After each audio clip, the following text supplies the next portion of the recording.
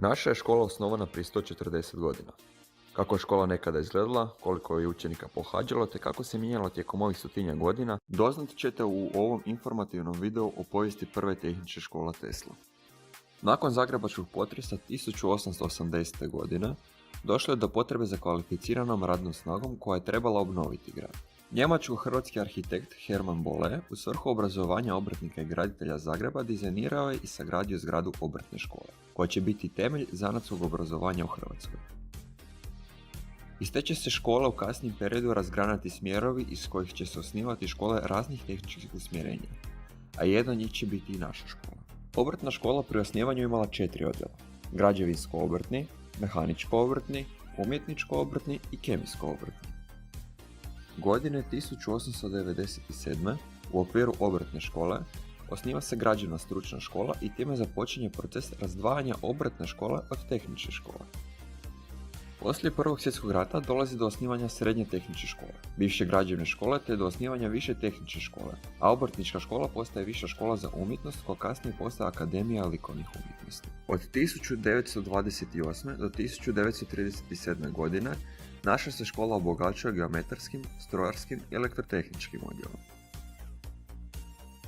Godine 1935. naglo počinje rasti broj zainteresiranih za pohađanje naše škole, te se već 3 godine kasnije izdaje zahtjev za izgradnju škole koju bi mogao pohađati veći broj učenika.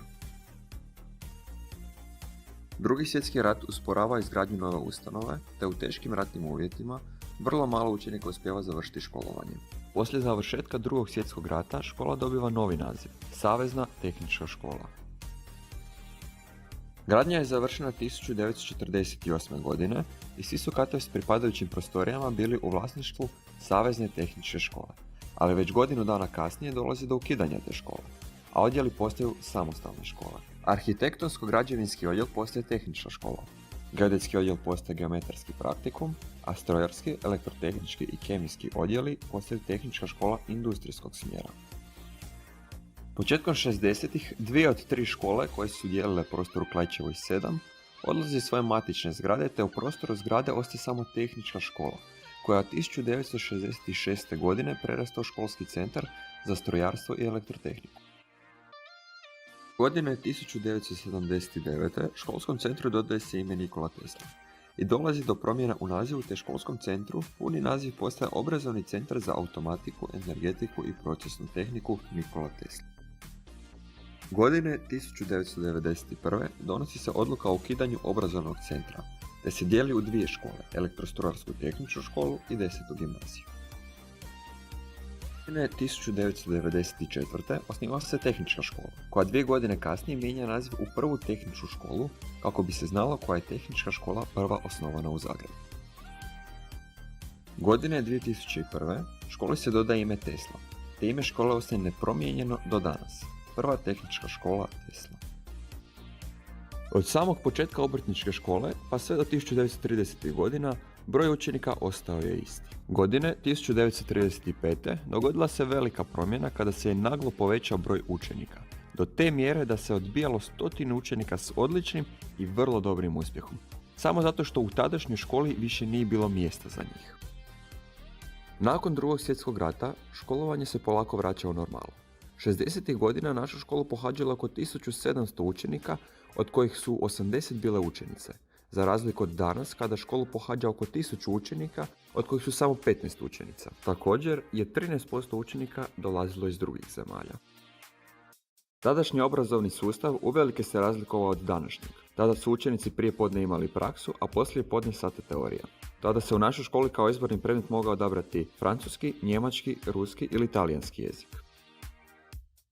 U školi su bile organizirane izvannastavne aktivnosti, poput raznih sportova, dramske i recitatorske, likovne te političke i povijesne grupe. Mnoge od tih aktivnosti su se zadržale sve do danas. O novostima i događajima u školi kroz gotovo cijelu povijest škole izvještavale su edicije školskog lista kroz različite formate časopisa, pa se školske tiskovine uvelike razlikuju od današnjeg školskog lista Teslaš. Nekada je list sadržavao više strukovnog sadržaja kojega su pisali tadašnji nastavnici, dok je danas više naglasak na novinarsko-literarnom radu učenika. Godine 1989. Školski centar za automatiku, energetiku i procesnu tehniku Nikola Tesla dostiže vrhunac sa 2900 učenika. Nažalost, već 2 godine kasnije, školski centar dijeli se na 2 škole, te vjerojatno ovaj rekordni broj učenika nikada neće biti nadmašen. Danas, prva tehnička škola Tesla ima 1000 učenika, podijeljenih u 40 razrednih odjela i to 32 razredna odjela elektrotehnike i 8 razrednih odjela strojarstva. Radi se u 2 smjene. Škola ima ukupno 100-tinjak zaposlenih, od kojih je 80-ak nastavnika. Neki od bivših učenika naše škole su Davor Gobac, frontman benda Psihomodopop, Vladimir Kočiš, gitarist i pjevač Novih fosila, novinarka Sunčica Pindak, tenisač Goran Prpić i bivši ministar financija i potpredsjednik vlade Ivan Šuker.